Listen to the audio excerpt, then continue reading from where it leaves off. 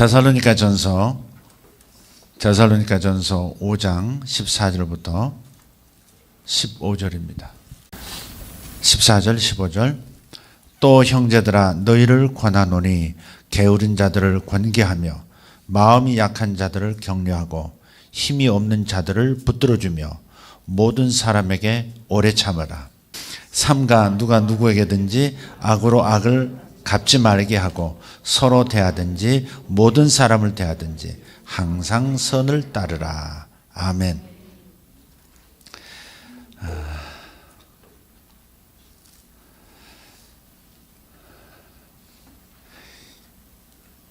우리는 하나님의 나라를 누릴 사람으로 초대받은 사람들입니다. 잃어버린 하나님 나라, 잃어버린 에덴을 우리더러 누리고 그리고 하나님의 영광을 경험하라고 하나님께서 우리를 불러주신 거예요. 거듭나는 하나님 나라를 들어가는 첫 번째 스텝이 이제 거듭나는 거죠. 구원받는 거예요. 구원받고 하나님 나라로 들어가는 거예요. 천국으로 들어와서 하나님이 통치하는 그 세계를 맛보면서 그러면서 동시에 우리는 하나님 나라를 맛본 것을 다른 사람도 맛볼 수 있도록 아니 온 세상에 맛볼 수 있도록 소개하고 확대 재생산하는 그런 사명이 또한 주어져 있어요. 누리라고 하는 부르심도 있지만 그 누림을 모두 함께 누리라고 하는 사명의 자리로 우리를 부르셨단 말이에요. 예수님께서 이런 말씀을 하셨죠. 제자들에게 나에게는 너희들이 알지 못하는 양식이 따로 있다. 너희들이 알지 못하는 양식이 내게는 있다. 그래서 여러 가지로 해석할 수 있는 표현이시긴 하지만 예수님은 특별히 하나님 나라를 공급받는 채널이 활짝 열려 계셨던 분인 건 틀림없어요. 보이는 세계를 그냥 다 누리고 범인으로서는 보통 사람들은 볼 수 없는 하나님 나라를 동시에 완벽하게 그대로 보시면서 그 안에서 살아가신 분이죠. 자연계를 살아가셨고 동시에 초자연계를 함께 사시고 이 초자연계와 자연계를 통합시켜 함께 세상에 보여주시고 나타내신 분, 그분이 바로 우리 예수님이시죠. 그런데 예수님 우리의 삶의 모델이신 것은 분명해요. 모든 신자들의 삶의 신앙생활의 모델은 예수님인 것을 믿으시면 아멘합시다. 그건 틀림없어요. 근데 예수님의 이런 세상을 향해서 하나님 나라를 소개하는 삶의 방식을 가만히 보면 이런 특징이 있는 것 같아요. 사실 예수님만이 아니에요. 예수님의 모델인 요셉도 한번 보면 그런 특징을 지녔어요. 첫째로 시스템 안으로 들어오신다는 거예요. 시스템 바깥에서 시스템을 변화시키고 하나님 나라를 얘기하는 게 아니라 시스템 안으로 들어오시는, 하나님이 육신을 입고 이 땅에 오사 그러시잖아요. 그죠? 이 세상 시스템 안으로 들어오셨다고요. 이 가시적인 제한된 물리적인 세계 안으로 당신께서 들어오셨다고요. 그래서 그분을 임마누엘, 그분이 함께 하신다고 그렇게 표현하는 거죠. 이게 첫 번째 특징이에요. 시스템 바깥에 계시는 것이 아니라 시스템 안으로 들어오셨다. 두 번째는 그 시스템 안에서 변화를 일으키신 분이라는 거죠.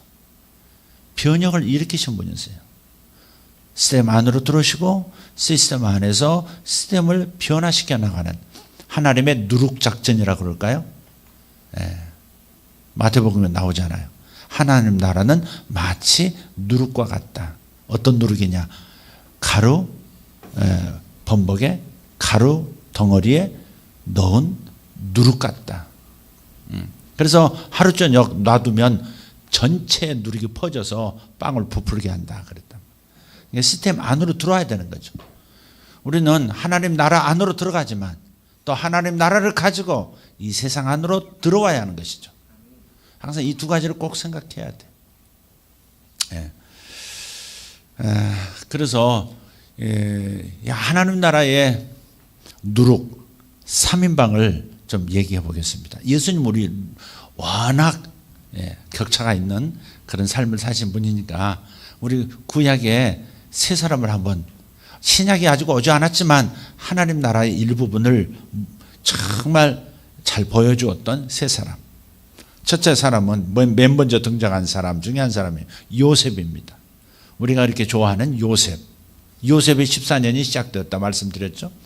이 요셉 같은 경우를 보면 그의 섬김이라고 하는, 그의 세상을 변화시키는 누룩의 역사는 역시 그냥 떨어져 있는 것이 아니라 시스템 안으로 들어갔다는 거죠. 하나님께서 배치하신 거예요. 애굽이라는 땅으로 배치하신 거예요. 애굽에 일어날 큰 환란, 국가의 존립 자체가 어려워질 수 있는 큰 어려움이 있기 전에 하나님께서는 요셉을 그 땅으로 보내셔서 이집트 전체를 혼자의 힘으로 살려내는 위대한 역사를 이루셨다는 말. 그러니까 항상 시스템 안으로 들어가야 되는 거예요. 여러분이 살아야 할 장소는 떠나는 게 아니에요. 항상 직장 안으로, 일터 안으로, 가정 안으로. 사람들은 그 뛰쳐나온다는 말이죠. 이렇게 자꾸 이렇게 벗어나려고 하는데 그 안으로 들어가야 되는 사명이 있는 거예요. 그래서 요셉도 하나님께서 사실은 강압적인 수단일 수밖에 없지만 애굽으로 주님께서 배치시켰고, 그는 애굽 안에서 그 시스템 안으로 들어갔을 뿐 아니라 섬기는 리더십으로 누룩의 역할을 감당했다는 거죠. 그래서 요셉의 특징을 가만히 보면 꿈으로 성공한 사람이지만 자기 꿈을 이루려고 할 때 자기 꿈이 이루어진 것이 아니고 남의 꿈을 이루려고 할 때 자기 꿈이 이루어졌다는 것이죠. 그렇잖아요. 감옥 안에서도 다른 사람의 꿈을 해석해주고 그 꿈이 성취되도록 용기를 주고 격려해서 그 꿈이 이루어짐으로써 그 사람이 복직, 사면 복권이 되는 그런 축복을 얻게 만들었죠. 결국 그 사람이 2년 동안 요셉을 잊어버렸지만, 약속을 망각해 버렸지만, 그럼에도 불구하고 하나님의 때에 그가 다시 요셉을 생각해내고 그를 바로 앞에 세웠던 것이고, 역시 요셉이 바로의 꿈도 해석해 줌으로써 바로가 바로되도록, 바로가 성공하도록 만들어준 것이죠. 그랬을 때 자기의 꿈이 이루어진 거예요. 형제들을 먹여 살리고 자기 민족이 400년 동안 큰 민족이 될 때까지 잘 안착하고 번성할 수 있도록 그 모든 기초 준비를 다 해준 사람이 요셉이었죠. 그러니까 자기 꿈이 이루어진 거예요. 어린 시절 2번의 꾼 꿈, 그것은 자기 꿈을 이루려고 할 때, 그것을 성취하는 것을 기다릴 때 이루어진 것이 아니라 다른 사람의 꿈을 섬겨줄 때 자기의 꿈이 이루어지는 방식으로 하나님은 역사하시더라. 우리는 여기서 큰 교훈을 배워야 합니다. 어떤 사람이 성공할까? 다른 사람을 성공시키는 사람이죠. 다른 사람이 잘되게 하는 사람, 그것이 목적인 사람, 그것이 자연스러운 사람, 그것이 일상인 사람, 그 사람은 자연히 그 자체, 다른 사람을 섬긴 그 선한 일 자체가 자기가 건너가야 할 땅으로 갈 수 있도록 디딤돌이 되어준다는 사실을 증명해 보인 사람이 요셉이죠. 자, 그런데 여기서 우리가 성공을 잘 못하는 것 같아요. 남보다 내가 먼저 돼야 된다는 조급한 마음. 세상적인 패러다임이죠. 남보다 내가 뛰어나야 된다. 빨리 리더의 자리로 가야 된다. 왜? 영향을 끼쳐야 되기 때문에. 영향을 끼쳐야 되기 때문에 리더가 돼야 된다. 우상숭배일지도 몰라요. 아니에요. 리더의 자리로 가는 것은 내가 다른 사람을 섬길 때 자연스럽게 리더의 자리로 승진하도록 하나님께서 이끌어 가시는 것이죠. 사실 요셉이 1인자는 아니었어요. 1인자가 돼야 된다고, 탑이 돼야 된다고 자꾸 목소리 높이면 안 돼요. 어디 있든지 섬기는 리더십을 가지고 누룩처럼 자기 자신은 해체될지라도 밀가루 전체가, 가루 전체가 부풀어지도록 만드는 누룩처럼 그렇게 자기를 주어서 다른 사람이 되어지도록 만드는 일에 힘쓰는 사람, 그것이 즐거움인 사람, 그것이 자연스러운 사람, 그것이 자기 성품이고 자기 인격의 일부분인 것처럼 자기 삶의 가장 중요한 목적인 것처럼 살아가는 태도를 가진 사람, 몸에 익어버린 사람, 바로 그 사람이 리더가 되는 거죠. 그죠? 네. 리더가 되려고 몸부림하는 사람이 리더가 된다? 아마 아닐 겁니다. 리더가 된 사람들은 리더가 되고 싶어하는 욕망도 없다고 할 수 없지만, 그러나 과정에서 다른 사람들을 성공시킨 사람이죠. 그리고 그 성공시킨 그 끈들이 결국 자기를 또 위로, 더 위로, 더 위로 올려준 것이죠. 다른 사람을 깎아내려버리고 다른 사람을 밟고 절대 리더에 설 수 없습니다. 이런 말 있잖아요. 어떤 사람이 리더냐? 나를 따르라. 뭐 그런 사람이 리더가 아니라 한참 가다 보니까 뒤에 다른 사람이 있더라. 그 사람이 진짜 리더라고 그러잖아요. 돌아보니까 나를 따르는 사람이 있더라. 자연스럽게 리더가 되는 거죠. 그래서 요셉에게서 배울 것은 자신의 꿈을 집착하지 않는다는 거예요. 다른 사람의 꿈을 돕는 자, 다른 사람의 꿈의 성취를 힘쓰는 사람이 되는 것. 그것이 세상이 요구하는 리더죠. 그런 수용성, 다른 사람을 품고 가는 수용성이 이 시대가 요구하는 리더십이에요. 아버지 리더십이 아니라 어머니 리더십 있잖아요. 품는 리더십. 해내라고 하는 것이 아니라 품고 가는 리더십 있잖아요. 그래서 그런 부분을 하나님 하면 하나님의 어머니 되심과 하나님의 아버지 되심이 있잖아요. 그죠? 사람이 하나님의 형상대로 지음을 받았는데 보니까 남자와 여자더라 그랬단 말이에요. 그러니까 하나님이 남자도 되고 여자도 되느냐 성별로 말할 수는 없지만 하나님의 특성 중에, 하나님의 성품 중에 남성적, 부성적 특성이 있고 모성성도 있다는 것이죠. 그래서 이제 요구하는 이 시대적 리더십은 어떤 면에서는 모성성 리더십일 수 있어요. 그런 점을 여성들이 지금 자꾸 부각이 되잖아요. 여성들의 시대가 막 오고 있잖아요. 지금. 그러면 그것은 이 인간 사회 안에서 그런 변화들은 보이지 않는 영적 세계의 흐름을 타고 있는 거예요. 그게. 보이지 않는 세계로부터 오는 영향력, 더 높은 차원에서 오는 영향력이 이 3차원, 4차원 세계에서 현상처럼 나타나는 거거든요. 그래서 그런 부분 우리가 잘 생각을 해야 되겠다. 자, 요셉에게서 배운 것은 뭐예요? 시스템 안으로 들어가야 된다. 따로 떨어져 나와서 변화되라고 외치는 게 아니다 이 말이죠. 자기 자신이 투신하는 것이다. 누룩처럼 가루덩어리 안에 툭 떨어져 들어가는 것이다.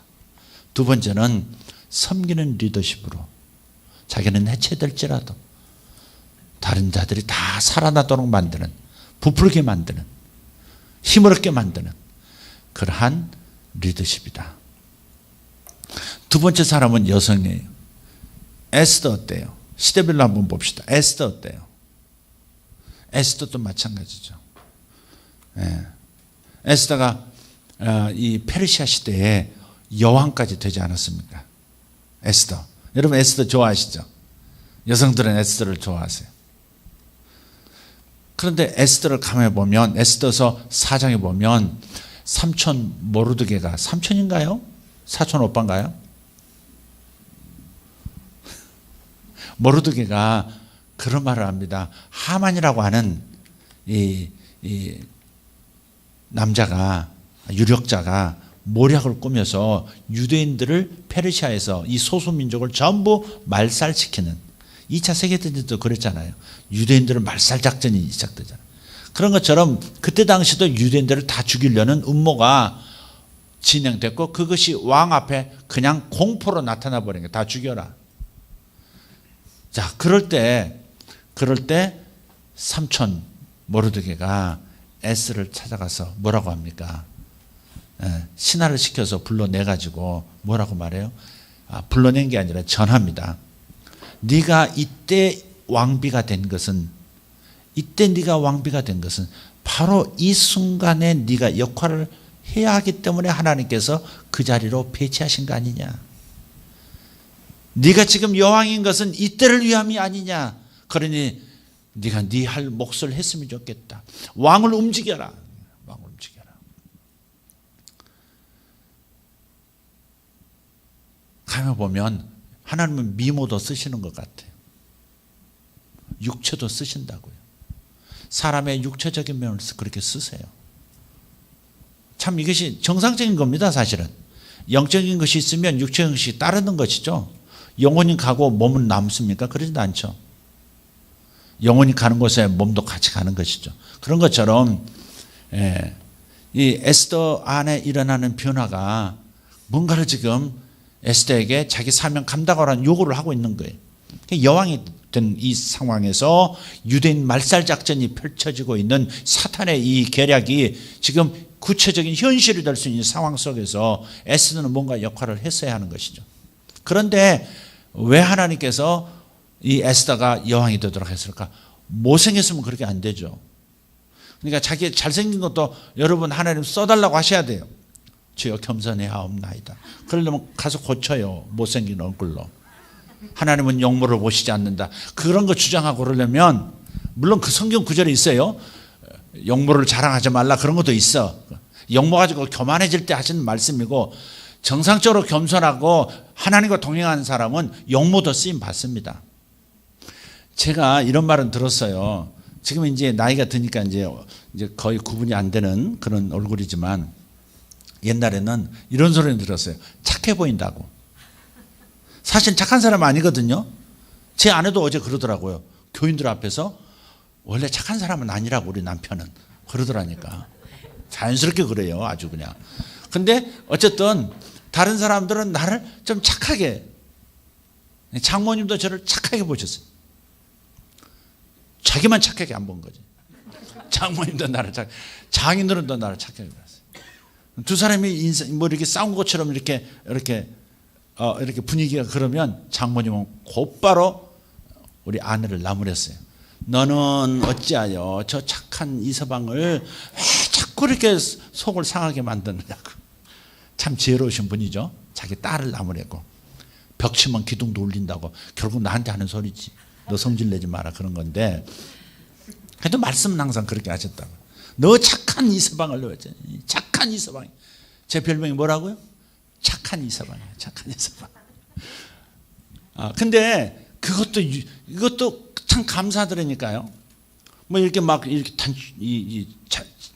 재봉틀 자국 막 있고 막 그런 목사였어 봤는데 어디 가서 험하게 살다가 이게 막 일이 막 긋고 막 이렇게 박음질이 있고 막 이런데 막 프랑켄슈타인 비슷하게 이러면 이게 아주 곤란하죠. 네.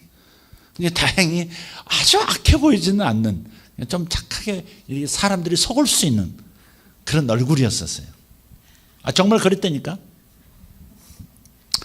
근데 이런 이 육체에 가진 좋은 조건들, 좋은 조건들도 하나님께서 귀히 쓰실 수 있다는 것이죠. 그러니까 안내하는 분도 막 험한 분들이 안내하고 그러면요 조금 좀 그래요. 좀 부드럽고 좀 이렇게 에스더 같이 분 있잖아요. 그런 분. 물론 에스더가 외면의 아름다움만 있었던 여인은 아니에요. 내면의 아름다움과 지혜가 있었죠. 지혜가 있다는 것, 그리고 죽으면 죽으리다 하면서 동족을 위해서 자기 위치를 던져버릴 수 있는, 왕 앞에 나갔다가 자기 민족을 변호하려 했다가 죽임당할 수도 있는 상황인데도 죽으면 죽으리다 하면서 자신을 투신하는 걸 보면 그러면 내면도 아름다운 여인 것은 틀림없어요. 그게 하나님께 쓰신 거죠. 얼굴만 예쁘다고 여자냐, 마음이 예뻐야 여자지.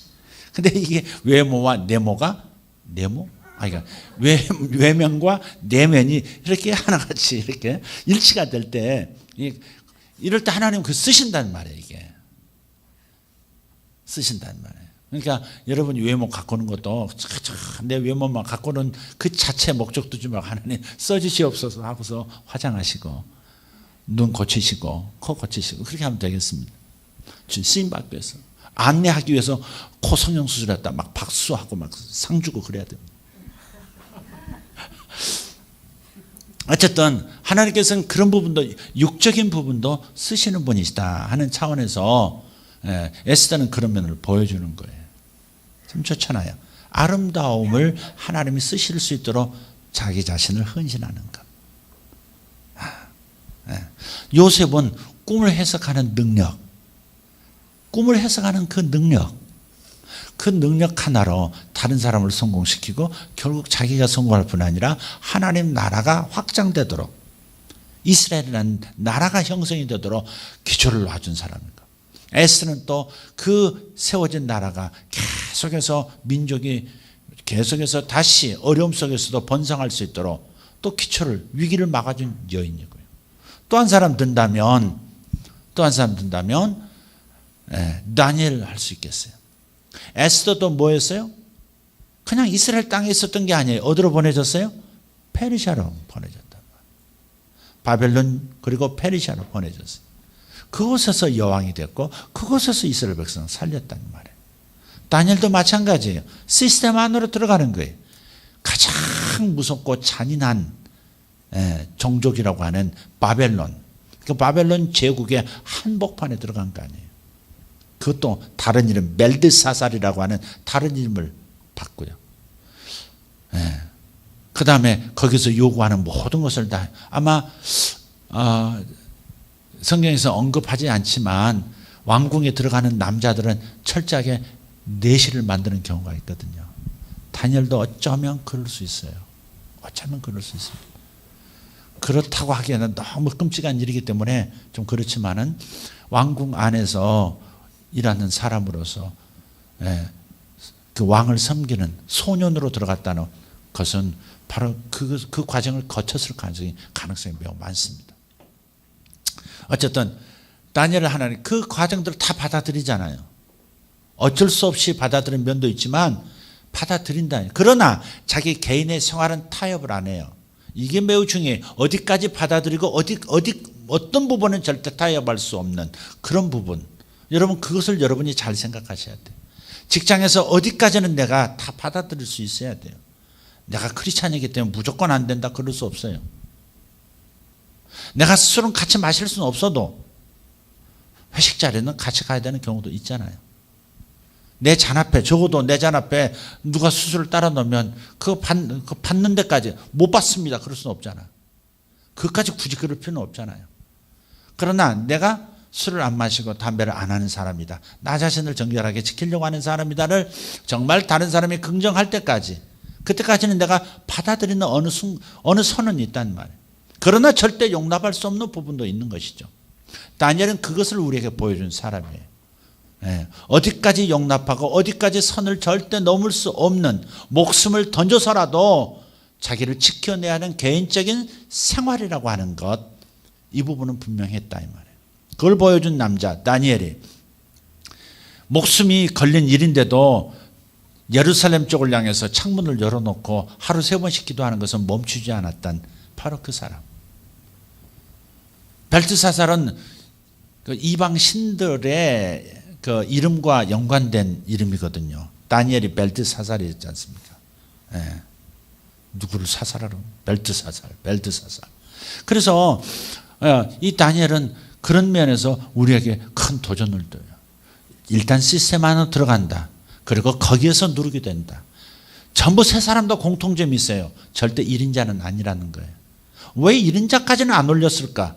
다른 나라 가서 왕이 될 수는 없게, 하나님께서 하실 수 없었을까? 그렇지 않습니다. 왕 되게 하실 수 있다고 믿습니다. 그러나 하나님께서 왕이 아니라 2인자였단 말이에요. 왕 옆에 있는 왕비, 왕 다음에 있는 총리, 다니엘도 여러 정권 다 바뀌고 제국도 바뀌었는데도 여전히 2인자 그런 역할을 했잖아요. 1인자가 왜 안 됐을까? 그들의 역할이 주님을 보여주는 것이기 때문에 그렇죠. 주님은 오직 아버지만을 위해서, 성자 예수님은 오직 아버지 하나님의 영광만을 위해서 사신 분이에요. 아버지께서 하신 일을 보면 아들도 일한다 그랬고, 아버지께서 일하지 않으시면 아들도 아무것도 할 수 없다 그랬다. 오직 그분의 영광을 위하여, 오직 하나님 아버지의 영광을 위하여 존재하신 분이 예수님이셨죠. 그래서 2인자까지는 다 올라갔지만 1인자까지는 올라가지 않는 모델들을 주님께서 많이 만드신 이유가 거기 있다고 저는 믿어요. 요셉도 마찬가지잖아요. 요셉도 총리가 됐어요. 그런데 단 한 건도 자기를 위해가 아니라 모두 버려들인 돈들, 땅들, 그리고 인력들, 곡식들 할 것 없이 전부 바로에게 돌렸다 그랬거든요. 가축들도 다 바로에게 돌렸다. 그리고 바로는 요셉과 요셉의 가족 그리고 요셉의 가문을 위한 땅을 주었고 그들에게 요직을 맡기는 축복을 해 주었고, 그러니까 이 구조가 분명한 거예요. 우리는 올라갈 수 있는 것은 하나님 다음이에요. 우리 지음받은 것도 하나님보다 조금 못하게 지었다 그렇게 표현하셨거든요.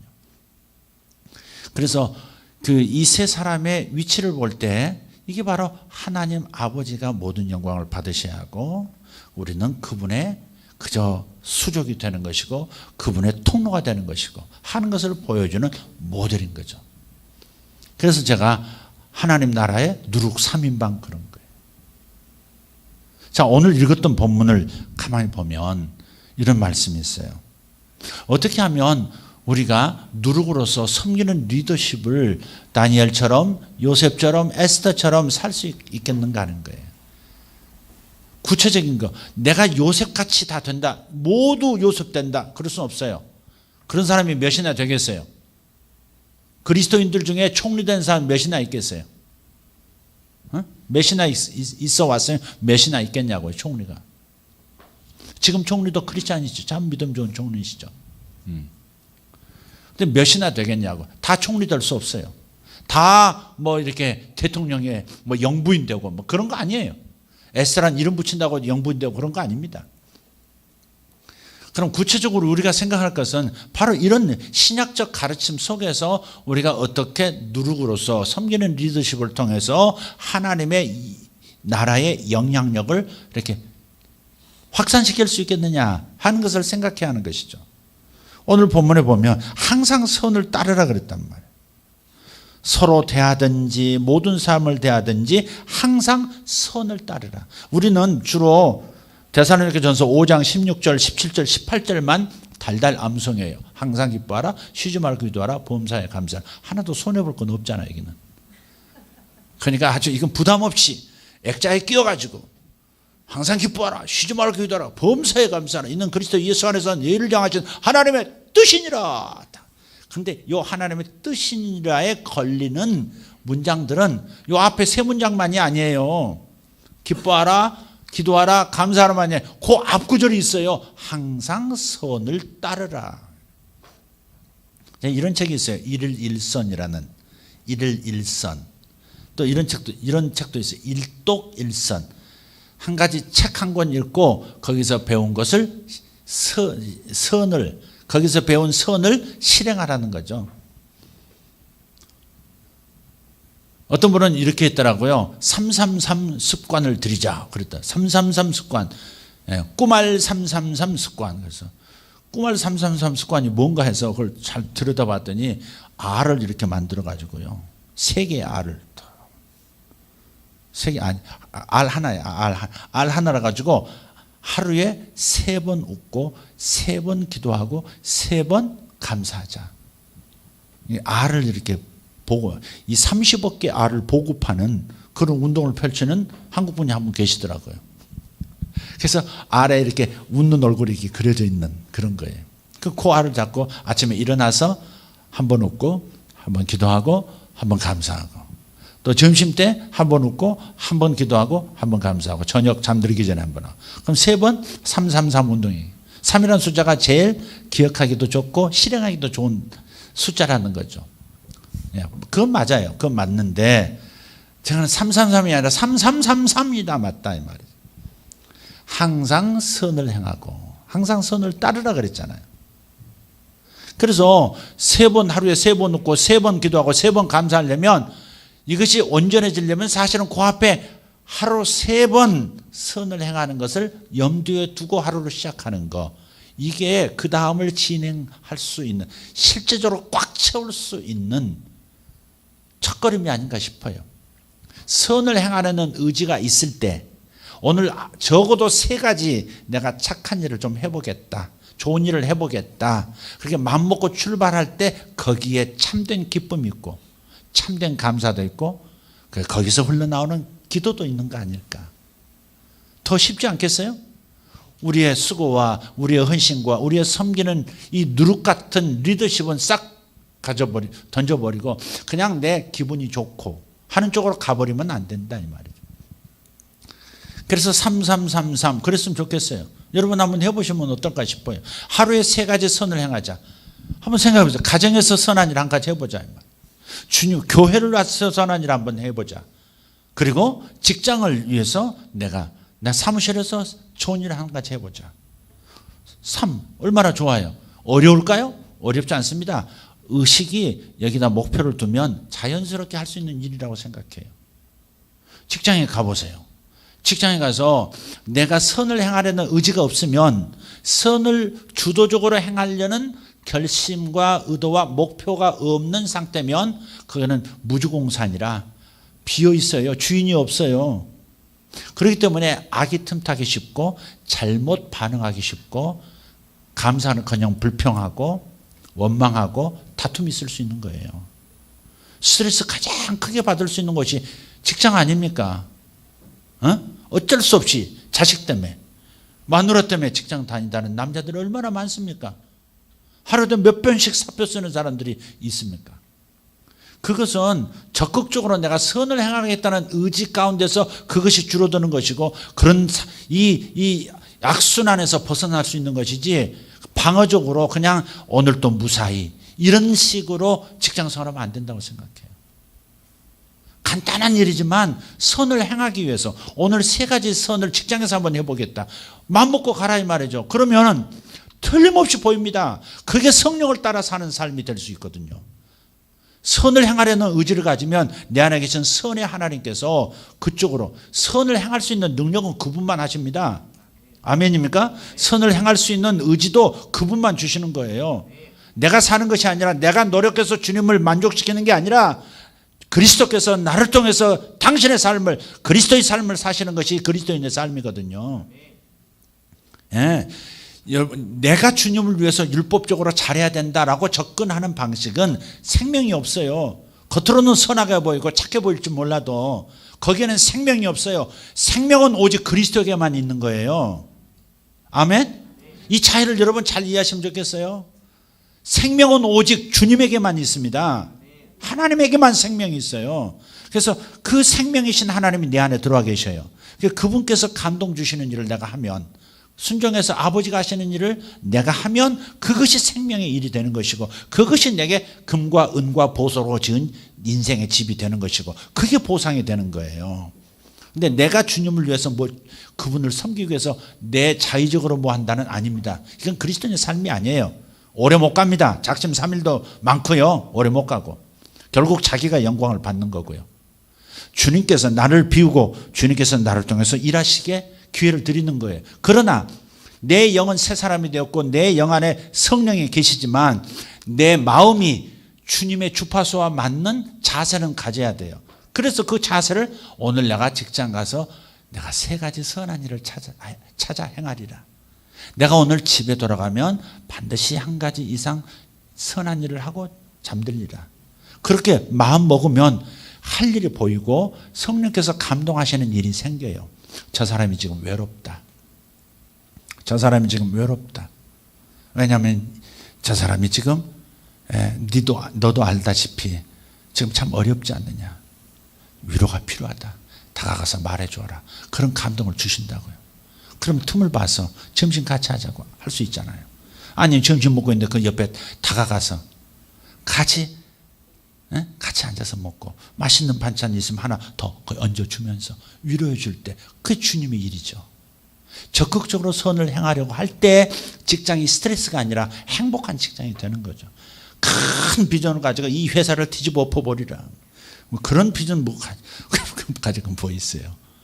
하나님이 대개는 탑 리더는 안 주신다니까. 학교장, 회장, 그 다음에 대통령 이렇게 많지 않아요. 우리들이 영향을 끼칠 수 있는 것은 탑 리더가 돼야 영향을 끼치는 게 아니라는 것부터 생각해야 돼요. 그게 목표가 되면 안 돼요. 그건 자연적으로 하나님이 주시면 받는 거고 안 주시면 내가 올라가는 데까지 올라가는 거죠. 내가 해야 할 일은 뭐냐면 정말 그리스도인이 아니라면 절대 할 수 없는 태도를 가지고 직장생활을 하는 거죠. 그게 뭐예요? 착한 일을 하려고 하는 거예요. 그 착한 일을 할 때 그 사무실에 있는 사람들이 하나님 아버지께 내가 착한 일을 하는 것을 보고 하나님 아버지께 영광을 돌리게 되느니라 그랬단 말이에요. 아멘. 집에서도 마찬가지예요. 남자분들도 가만히 생각하다가 뭐 오늘 자기 전에 선한 일 한 가지 집에서 해야지. 뭘까? 화장실 청소. 여러분 남자들은 화장실 청소하면 아주 좋습니다. 그 전에 한번 설교한 적이 있어요. 화장실 청소하는 사람은 틀림없이 잘 됩니다. 가장 굳은 일을 하는 것은 내 마음이 그만큼 낮아진다는 걸 얘기해요. 여러분 샴푸가 아니지 세제 묻혀가지고 그냥 손 넣어가지고 그 누렇게 낀 때 있잖아요. 변기통에 손을 쑥 집어넣어서 사실 뭐 얼마나 더러워요? 물 다 내렸지. 그 가족 그게 다 묻은 건데 뭐 남의 저기도 아니고 가족인데 설날 다음 날은 남의 것도 있으니까 좀 곤란하지만 하여간 그런 거 이렇게 싹 닦아내고 하고 말이야. 유리도 딱 하면 닦고 물 쫙 끼얹고 얼마나 마음이 개운한지 몰라요. 일본 사람들은요 이런 책도 있어요. 청소력이라는 책도 있어요. 청소력. 예? 일본 사람들 성공한 사람들의 공통점들은 화장실 청소한대. 그러니까 화장실 청소는 큰 특권으로 하는 거예요. 그런 사람에게 돈이 들어온대. 일본 사람들 이런 개념이 있어요. 800만 감이라 그러잖아요. 800만 신이 있어. 화장실 신도 있어요. 어느 집에 들어가면 7신이 따라 붙는데 응접실 신, 안방 신. 그래가지고 근데 화장실 신이 제일 늦게 집에 도착한대. 현관신 맨 먼저 그다음 안방신 그러면서 근데 화장실 신이 제일 늦게 도착한대요. 집에 자기 이사를 하면 뒤따라 들어온대. 왜 그러랬더니 제일 무거운 걸 들고 오기 때문에 그런데. 제일 무거운 황금 이런 거 제일 무거운 걸 들고 들어오는 게 화장실 신이래. 여러분 이걸 받아들이고 아멘하고 그러지 마시고 여러분 그 사람들이 생각하는 그 개념으로 여러분 얼마나 천진난만해요 그 사람들. 근데 생각해 볼 구석이 있다니까. 화장실을 청소하면요 화장실 그 가장 더러운 곳을 막 팍팍 기면서 그걸 다 닦고 변기 뒤쪽도 다 닦고 자기 마음이 씻겨져 내려갈 뿐만 아니라 자기 마음이 굉장히 낮아져 있고 그리고 집안 식구들을 위해서 내가 이렇게 했다 하는 게 그리고 어떤 손님 오더라도 화장실이 깨끗하면 깨끗한 것처럼 보이거든요. 그런 일을 한다고 하는 것은 자기 자신의 마음이 감정을 비롯해서 모든 것이 딱 잡혀 있다는 거 아니에요. 주도적으로 산다는 거죠. 그게 끌려가는 삶이 아니라. 그러니까 청소해 보세요. 참 좋아요. 청소할 때 얼마나 기분 좋은지 몰라요. 꼭 청소해 보세요. 남자분들. 여자들에게 맞춰서 남자들이 바깥에서 일하는데 청소까지. 아니요. 청소하면 힘이 납니다. 이상하게. 뭔가 떨어져 나가거든요. 아멘을 안 해더라도 하여간 말은 하는 것입니다. 어쨌든. 화장실 청소부터 화장실 청소. 깨끗하게 화장실 청소. 그 다음에 바닥, 현관 청소 이렇게 깨끗하게 하고. 그러니까 일일 삼선이 어려운 게 아니라니까 마음만 먹으면 되는 거예요. 그러니까 333은 우리가 좋아요. 항상 기뻐하라. 기쁘다면 미소가 나오고 웃음이 나오는 거니까. 그죠? 그러니까 3번 웃고 3번 기도하고 3번 감사하자. 우리는 3번 감사 수준이 아니죠. 지금 1000번 감사 막 도전하고 있잖아요. 1000번 감사. 여러분 1000번 감사할 때 병도 낫는 거 여러분 아시죠? 하루 1000번 감사를 계속 한 달 해보면 반드시 병 떠납니다. 아멘. 반드시 병 떠납니다. 이제 한 달 지나면 간증들 많이 나올 겁니다. 틀림없습니다. 틀림없습니다. 한 달 지나고 한 달 넘어가면서 완벽하게 몸에서 병들 떠나는 거 보세요. 세상에 아토피를 60평생 앓고 살았던 60평생 살았던 그분, 그냥 여기서 65세시죠. 그분이 65세. 노란 진물이 눈에서 뚝 떨어지면서 하룻밤 사이에 싹 떠나버리는. 감사해버리니까요. 네. 남의 감사에서 받은 그 효력을 절대 남의 얘기로 끝나는 사람은 불행한 사람입니다. 그렇게 좋은 이야기를, 그렇게 좋은 기름 부음을 내 것으로 마중물로 받아들이지 못한 채 남의 얘기로 다 그런가 이렇게 던져버리는 사람, 정말 고생하며 살기로 작정한 사람입니다. 그러니까 여러분 그렇게 감사하고 또 기도 그렇게 감사하면서 같이 기도하고 그러면서 뭐예요? 웃으면서 기뻐하면서 사는 거죠.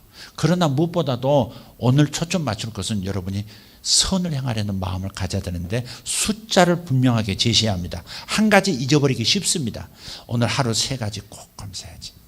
오늘 내가 500번 꼭 감사해야지. 그런 사람은 500번도 하고 1000번도 해요. 그러나 오늘 많이 감사해야지. 그런 사람은 100번도 안 할 가능성이 매우 많습니다. 반드시 숫자의 목표 수치가 있어야 합니다. 100번 하겠다, 500번 하겠다, 1000번 하겠다. 수치가 있어야 됩니다. 숫자로 목표를 제시하지 않으면 그림이 안 그려지고 뇌는 반응하지 않고 몸 반응하지 않습니다. 그러니까 선을 행하는 것도 3가지 선을 행하겠다 해보세요. 여러분이 한 일주일만 해도 여러분 분위기 자체가 달라져요. 여러분을 주변 사람들이 가까이 하기 시작할 거예요. 선을 행하는, 여러분 사무실에서 해보려니까 가정에서 안 하던 선을 해보기 시작해봐요. 그러면 틀림없이 나 자신이 풍기는 분위기가 달라져요. 주파수가 달라져요. 그래서 항상 좋은 분위기를 풍기고 즐거운 분위기를 풍기고 따뜻한 분위기, 섬기는 분위기를 풍기기 때문에 그 사람을 좋아하게 돼 있고 그 사람이 결국 리더가 되는 거예요. 보이지 않는 획득된 권위를 갖는 거예요. 그런 게 주어진 권위가 아니에요. 내가 사장으로 임명됐기 때문에, 내가 부장으로 임명됐기 때문에, 내가 팀장이기 때문에, 내가 계장이기 때문에 거기서 오는 권위 가지고는 안 돼요. 조직 안에서 권위는 매우 중요하고 존중받아야 되는 거죠. 그럼에도 불구하고 진정한 마음으로부터의 감복에 따르는 리더십, 그 권위라고 하는 것은, 그 획득된 권위라는 것은 여기 나오는 선한 마음을 가지고 다른 사람을 나보다 낮게 여기고 다른 사람을 위해서 선을 행하고자 하는, 항상 선을 따르고자 하는 마음을 가진 사람에게 리더십, 획득된 리더십이 주어지는 거죠. 여러분이 그 리더십을 직장에서 가지셔야 되고 가정에서 가지셔야 되는 거예요. 교회에서도 마찬가지예요. 내가 권사인데, 내가 그래도 안수 집사인데, 이런 거 가지고 할 수 있는 게 아니에요. 정말 진심 어린 선을 행하고자 하는, 그것도 자연스럽게 남에게 보이고자 하는 것이 아니라 그냥 자기가 즐거워서 선을 행하고자 하는 것을 항상 찾고, 목사들도 가만히 보면 정말 선행의 의지가 마음에 자리 잡은 사람이 있어요. 거기에 도달한 사람들도 있고 거기를 향해서 가는 분들도 있어요. 자기 목원들을 향해서 그냥 사랑하는 마음 가지고 섬기고 돕고 나눠주고, 그런 사람들에 의해서 감화를 받는, 감동을 받아요. 그럼 자기도 그렇게 하죠. 그것이 바로 권위란 말이에요. 그게 진짜 권위예요. 그게 우리 목자는 진짜 목자야, 이렇게 되는 거죠. 그러니까 그런 주어진 권위로 뭘 해보려고 하지 말고, 주어진 권위는 감사하되 획득된 권위, 겸손하게 누룩처럼 나는 해체되고 나로 인하여 다른 사람이 세워지고 행복해질 수 있는 선을 따르려고 하는 의지가 있어야 한다. 그래서 오늘 삼가라, 조심해라, 누가 누구에게든지 악을 악으로 갚지 말게 하고 그랬어요. 여러분, 조심하지 않으면 악이 나타나요. 세상 사람들 사이에 여러분이 끼어 있잖아요. 세상 시스템 안에 있다고요. 지금 직장 생활은 그래요. 세상 시스템 안에 있는 거예요. 그래서 이쪽 저쪽에서 힘들면 악이 튀어나와요. 화가 튀어나오고 불평이 튀어나오고 뒤통수도 튀어나오고 막 튀어나온 것들이 많아요. 떠넘기기 튀어나오고 말이죠. 묵살 튀어나오고 무시, 수치 다 튀어나와요. 그럴 때 조심하지 않으면 악을 악으로 갚는 게 나아버린단 말이에요. 이걸 조심하는, 항상 깨어있는 마음을 가져야 돼. 깨어있는 마음. 악이 튀어나올 수도 있는데 악한 상황이 튀어났을 때 내가 악으로 반응할 건가, 아니면 오히려 선을 따르는, 선을 행함으로 악의 그 주파수를, 악의 능력을 그냥 결합시켜버릴 수 있는 사람으로 설 건가. 이번 여러분 설에서 어떻게 하셨어요? 여러분 동서 형님은 여전히 뺀질하게 늦게 오고, 그래서 나만 일하고 그래서 불평하고 원망하고 오진 않으셨습니까? 그런 일은 없었으리라고 생각해요. 미리 조심하라고 이번 주에도 설교한 거예요. 어? 구타 유발자 아니 구타 유발자 갈등 유발자 되지 말고 화해의 사도가 되라고 그랬잖아요. 화해의 사도가 되라고. 예? 갈등 유발자 미리 준비하라 이 말이죠. 그래서 이 세상에서 살 때에 세상 할 때는 여러분이 사는 뭐 현장들이에요. 현장에서 살 때 가기 전에 삼가라. 마음을 삼가라. 삼간다는 뭐래요? 조심스럽게 가라 이 말. 조심스럽게. 조신해져야 된다 이 말이에요. 이렇게 즐거운 마음에 하다 보면 다른 사람의 악하게 보이는 태도와 또 언표들, 행동들이 나올 때 내가 삼가지 않으면 그냥 악에 대해서 나도 악으로 갚아줘 버리는 방식으로 반응할 수도 있다는 거죠. 그래서 오늘 본문에 뭐라는 거예요? 답은 서로 대하든지 모든 사람을 대하든지 항상 선을 따르라. 선을 따르라. 할렐루야. 내 안에 계신 선이신 하나님을 따라서 행동하기 시작하라. 악을 악으로 갚지 말라. 이게 첫 번째. 절대 악을 악으로 갚지 않겠다. 조심하는 마음 가져야 되겠고, 악이 나타날 때 선을 따르는 방식으로, 내 안에 계신 선이신 하나님을 따르는 방식으로 선을 보여 하나님께 영광 돌리리라. 이 마음을 직장 출근하기 전에 일어나면서부터 가져야 되는 거예요. 교회에서 승리하는 사람이 승리하는 게 아니에요. 여러분, 일상 현장에서 승리하는 사람이 참된 승리자예요. 교회에서는 리허설하는 거예요. 연습하는 거예요. 서로 우애하고 서로 사랑하고 서로 섬겨주고 서로 낮아지고 서로 높여주고, 이거 리허설하는 거예요. 연습하고, 그리고 직장 가서 여러분이 6일 동안 승리하고 와야 되는 거예요. 그리고 승리의 보고를 하나님 앞에 주일에 올려드리는 거예요. 회개하러 오는 게 아니에요. 교회가 무슨 회개하러 오는 데입니까? 회개해야지 물론. 맨날 회개하고 또 가서 죄 짓고 회개하고 패배하고 와서 회개하고 뭐 그래요. 이제 그 악순환 고리 끊어야죠. 그래서 여기서는 연습 잘해가지고 가서 내가 여기서 웃는 연습, 복도 이마에서부터 흐른다 그러잖아. 이마에서부터 복이 흐른다 그러잖아. 근데 어디서 흘러오다가 입꼬리가 내려가면 복이 흘러가 버린다 그냥. 이렇게 싹 미소 지으면 입꼬리가 올라가기 때문에 여기에 고인데 복이. 말 되죠. 이렇게 입꼬리가 올라가야 돼. 복이 여기에 고인데. 흘러내려가는데. 에이씨, 흘러내려가는데. 아우, 과장님, 이게 흘러내려가는데. 싹 웃을 때 이게 고인되잖아요. 그래서, 여러분, 이 말씀 보세요. 이게 우리가 수준 높은 얘기를 하더라도 우리가 발걸음을 떼는 것은 아주 작은 발걸음부터 하는 거예요. 저 하늘 가운데 박힌 별을 따오려는 목표를 가졌어도 우선은 내가 저 산을 올라가야 돼요. 내가 이 동산은 올라가도록 첫 발은 떼야 되는 거예요. 그것이 바로 내가 선을 행하리라. 오늘 내가 출근하면서 오늘 하루 3가지 선을 행하리라. 내가 오늘 집에 가서 꼭 한 가지 선을 행하고 집을 떠나고 집에 잠들기 전에 반드시 선을 행하리라. 이렇게 마음 먹으면 눈에 보이는 게 있고 성령이 가르쳐 주는 게 있고 그걸 따라하면 거기는 반드시 역사가 일어나는 거예요. 여러분 마음이 삼가지 않으면 성령의 목소리를 못 듣거든요. 저 선을 행하라. 저 사람을 위로하라. 저 사람의 지금 아들이 이번에 중학교 들어갔지 않냐. 그러니까 네가 한 5만 원 집어넣어 줘라. 그런 마음이 어디서 와요? 그런 준비가 안 되면 절대 호주머니에서 돈 나가지 않습니다. 그리고 사람들을 감동시킬 수가 없습니다. 예. 저 사람 이번에 뭐 저 가지 않냐. 이렇게. 그러면 뭐예요? 내가 뭐 해야 될 건지 성령께서 가르쳐 주시거든요. 그게 하나님의 일이에요. 주님께서 먼저 가셔서 사무실에서 일하고 계시거든요. 먼저 가서 집에서 일하고 계시거든요. 교회 오기 전에 먼저 주님께서 여러분보다 먼저 교회에 오셔서 여러분이 할 일을 미리 해놓고 계시거든요. 준비시켜 놓고 계시는 거예요. 근데 삼가, 내 마음이 깨어있지 않으면 주님의 몸된 교회에 가서 은혜만 받고 오겠다. 그 목표밖에 없는 거예요. 선을 행할 게 뭔가, 내가 섬길 게 뭔가, 내가 섬기는 리더십을 발휘할 게 뭔가를 주님께서 말씀하셔도 못 듣는 거예요. 못 듣는 거. 여러분이 특별히 활동하는 곳이 어디예요? 교회, 가정, 일터 아닙니까?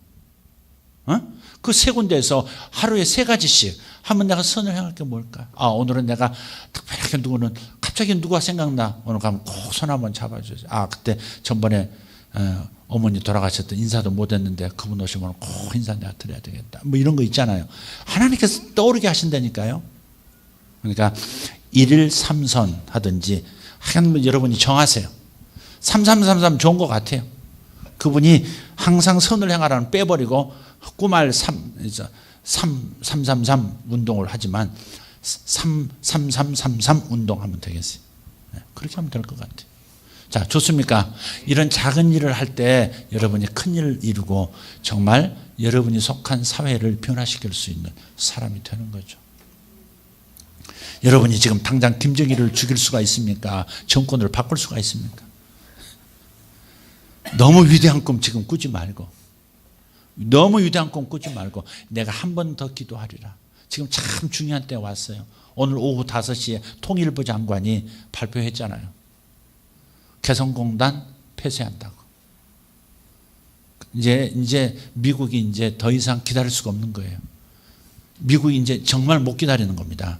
왜냐하면 저 발사체가 저 성공 쪽으로 위성소련 궤도까지 올라갔으면 떨어지는 그쪽은 아직 이 실험이 안 됐어도요. 거기까지 됐으면 미국까지 올 수 있는 거거든요. 괌은 이미 미사일이 가게 돼 있고 거기에 이제 핵이 실리기만 하면 이제 미국은 아주 위험하죠. 저는 호전적인 지구상에서 가장 호전적인 국가인데 그래서 더 이상 참을 수 없는 상황까지 온 거예요. 그건 여러분 그거 생각해야 합니다. 그리고 여기서 또 이제 정치 얘기가 되면 안 되니까 좀 그렇습니다만은 뭐든지 생각할 때 경제 문제보다 더 중요한 것은 생사의 문제잖아요. 돈 조금 많이 벌고 못 벌고는 두 번째 문제예요. 우선 안 죽어야 되거든. 목숨은 살아야 되거든요.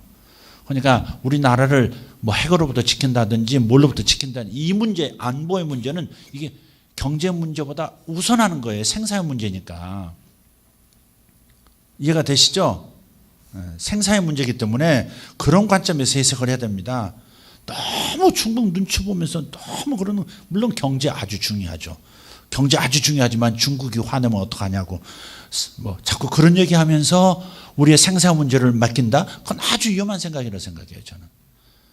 왜 우리가 한 대에 몇백억 되는 비행기를 들여와요?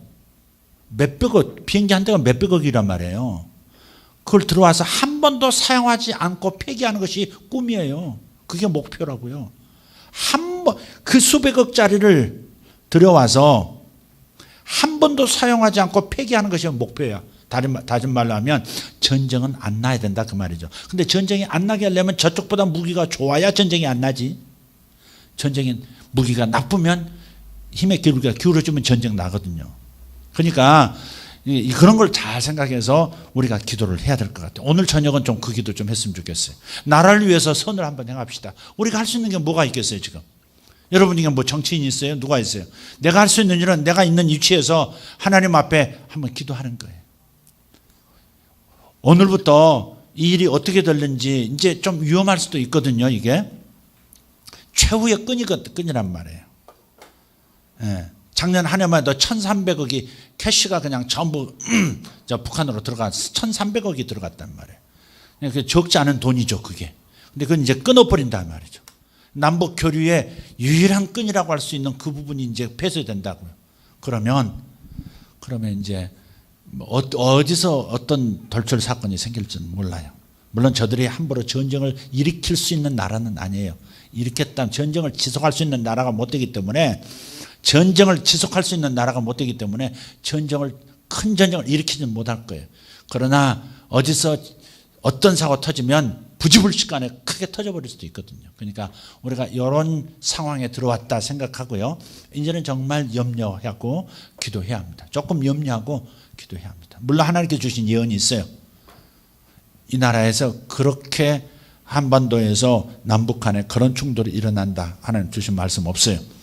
중일 간의 전쟁이 있다. 그 말씀은 주셨어요. 그건 있겠지만 저는 제 개인적으로는 남북한 아니라고 생각하지만 그래도 조심은 해야 되는 상황이에요. 자, 그래서 나라를 위해서 이 시간 한번 같이 기도했으면 좋겠어요. 두 가지 기도하겠습니다. 주님, 내가 항상 기뻐하라. 쉬지 말고 기도하라. 범사에 감사하라. 이것도 사실 제대로 하지 않았지만 거기에 정작 중요한 그 말씀의 시작이 항상 선을 따르라고 하는 이 말씀을 내가 간구하고 있었습니다. 하나님, 이제부터 매일 아침 일어날 때 먼저 감사하고 출발하지만, 그러나 반드시 집을 나설 때, 직장을 갈 때, 일터에 갈 때, 사업장을 갈 때 반드시 내가 3가지 오늘 꼭 선을 행하고 돌아와 주님께 감사하며 보고하겠습니다. 주도적으로 적극적으로 선을 행하는 사람, 악이 끼어들 틈이 없고 악을 악으로 반응할 수 있는 무모함도 생기지 않고, 그래서 자기 인격도 새 영을 받은 사람답게 변모가 될 것이고, 그래서 달라진 삶을 살게 해주실 겁니다. 이걸 첫 번째 기도하시고요. 두 번째, 여러분 기도를 하신다면 반드시 나를 위해서 기도하겠습니다.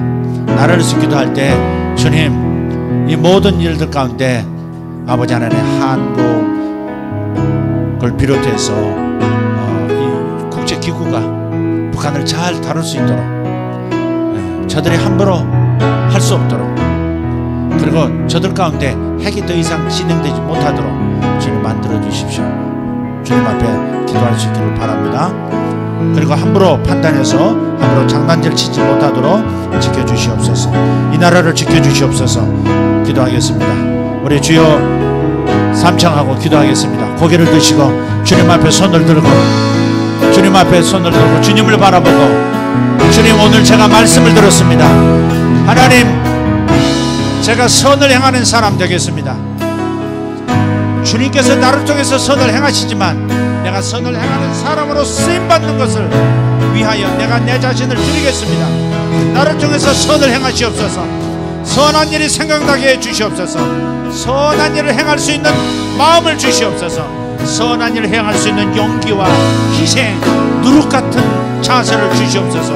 주여 삼창합니다. 주여, 주여, 주여.